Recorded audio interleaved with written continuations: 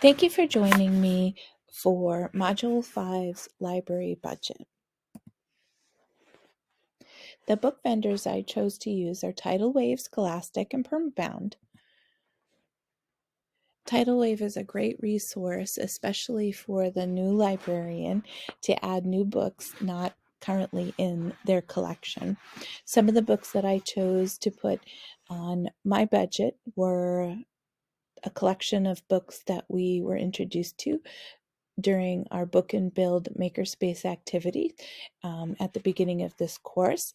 I live in the state of Maine, and the state of Maine offers a Student Choice Book Award.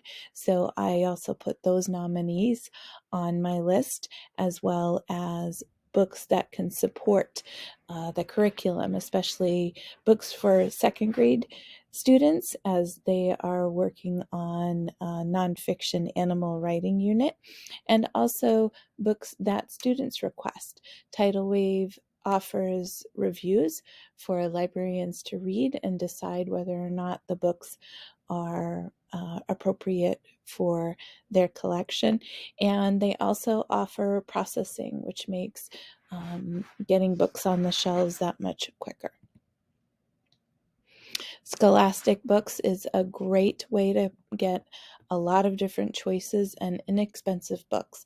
If you have a Scholastic Book Fair, you can also earn Scholastic dollars and use bonus points to buy even more books. And Permabound is a choice for getting books that are a little bit more rugged. And I think Permabound is perfect for those well-loved titles that are in constant circulation and need constant repair. So some of the books that I would order through Permabound, you can see pictured here. Moving on to furniture vendors, I chose Warren's Office Supply, School Specialty, and the Library Store. Warren's Office Supply is a local vendor that our district uses, and I chose to order some tables that I needed to replace some of the old tables that are in my library currently. School Specialty is a vendor also used by our district, and I used for many years as a classroom teacher. And I chose to order some flexible seating with these wiggle stools for students, whether they're listening at story time or doing an activity at a table, as well as a browsing bookshelf for our younger students, making it easier for them to choose items.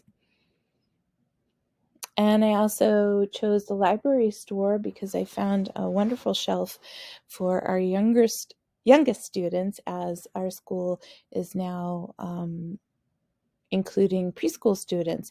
And I thought this shelf would be a great idea to bring books to those students, as I will be pushing into the preschool classrooms, so they have an opportunity to browse books as well.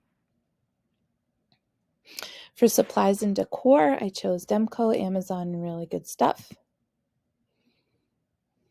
Demco is just a great resource for library-specific supplies. They have a ton of products that are super useful in the library. And some of the items that I chose were an I Love Book plastic bag to go home with kindergartners. Every time they take a book out, the book will go into that bag for just a little bit of extra protection. Some other items just for not only protecting books, but repairing books, like book tape and Mylar jacket covering, as well as laminate. And also, when processing books, getting a stamp with our school name on it, as well as genre labels.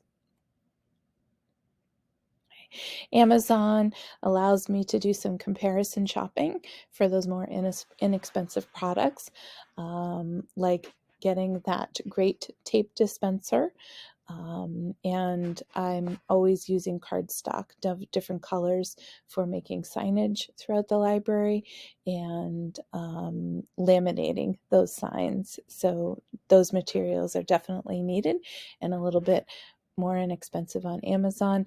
And since I am now doing preschool story time, I found a great resource that should help me with that. Really Good Stuff is another site that I used for many years as a classroom teacher.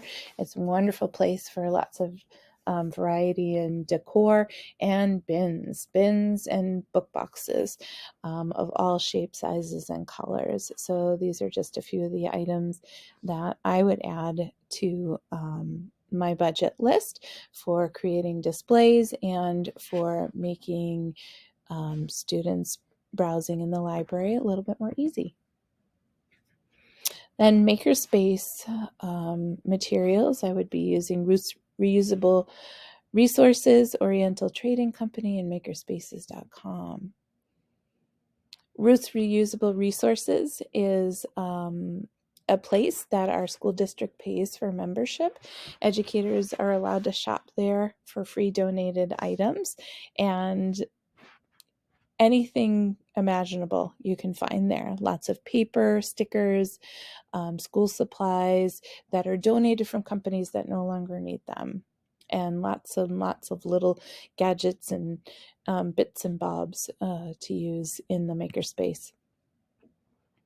Oriental Trading Company is a wonderful place to get whole class activities and inexpensive craft materials like perler beads, Play-Doh, stickers, bookmarks, and just all sorts of little tools that kids can use in the makerspace. And I discovered makerspaces.com, which is a site that has many ideas for non-tech makerspace ideas and links on where to buy those things. So just a few of the items I put on my budget were this great Make Do kit, which enables students to create with cardboard using tools that are safe, and different connects kits, as well as magnetic tile kits. Technology tools that I chose were PebbleGo, Sphero, and Mackin.